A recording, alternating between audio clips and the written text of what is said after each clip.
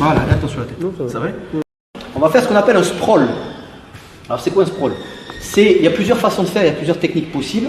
Mais dans l'idée, quand la personne, je vais t'amener au sol, fais gaffe de ne pas t'écraser par terre, la tête.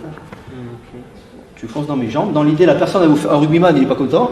C'est la mêlée, il veut vous faucher. Il vous fonce dessus. Dans l'idée, un sprawl, voilà. Voilà. S'il vous a chopé les jambes, c'est trop tard. Regardez l'épaule là. Il me met un coup, il me sèche la respiration. Hein. Donc c'est très puissant. Je tombe et puis après je fais comme je peux. Maintenant, si j'ai le temps, je suis là, je le vois arriver, j'ai le temps de m'organiser dans ma tête.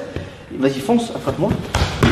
Je vais faire ce qu'on appelle un sprawl, c'est-à-dire vous allez reculer vos appuis et vous allez mettre tout votre poids de corps sur le gars pour que lui se tombe et que vous, dans l'idée, vous nous tombiez dessus.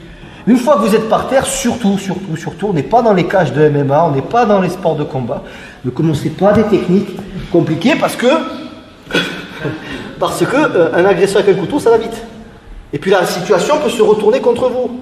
Il peut ressortir et remonter sur vous. Donc, une fois que la personne, vous êtes tombé sur la personne, si besoin, vous lui faites un cadeau, mais vous vous relevez le plus vite possible pour prendre la fuite ou faire attention à ce qui se passe. D'accord? On refait encore une fois, Jordan, s'il te plaît.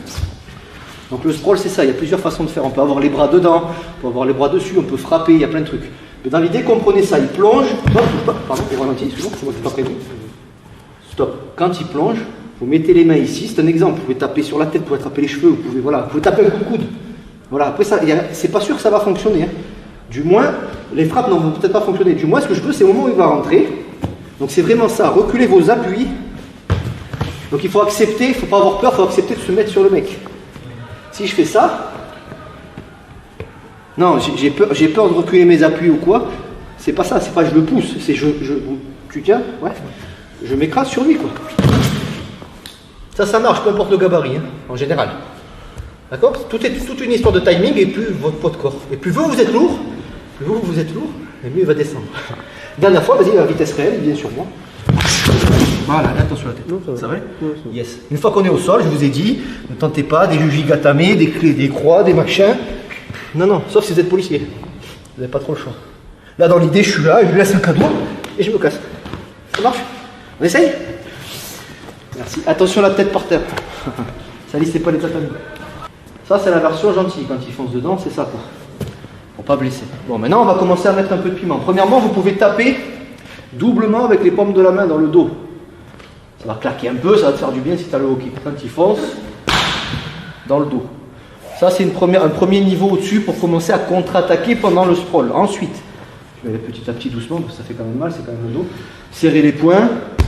Ah, c'est un autre son. Ouais. Bon, vous faites de la musique dessus. Hein. Je plaisante. Dans l'idée, voilà, vous tapez ici avec les poings. Pourquoi pas? C'est un autre exemple. Plus violent, vous pouvez taper avec les coudes. Je dis bien, vous pouvez. J'ai pas dit ça va fonctionner tout le temps. C'est possible. Alors là, on va y aller mollo. Vas-y. Laisse-toi aller au sol. Voilà. Et surtout, à la fin, je tends mon bras. Ça va aller? Ça fait du bien? Oui, ça fait du bien. Ça change de l'ostéopathe. Ouais. Donc ici, quand vous tombez, normalement, on continue avec pression sur les coudes. Hein. Voilà. Après, on peut nous-mêmes se prendre notre propre poing dans la tronche. Ça va très vite. Là, c'est propre. Tout va bien. Dehors, c'est brouillon. C'est-à-dire, je vais faire la technique de la salle. Il m'a dit de faire les coudes. Je vais descendre. Je vais me mettre moi-même un percuto. Autant je vais me mettre KO et on va finir comme ça.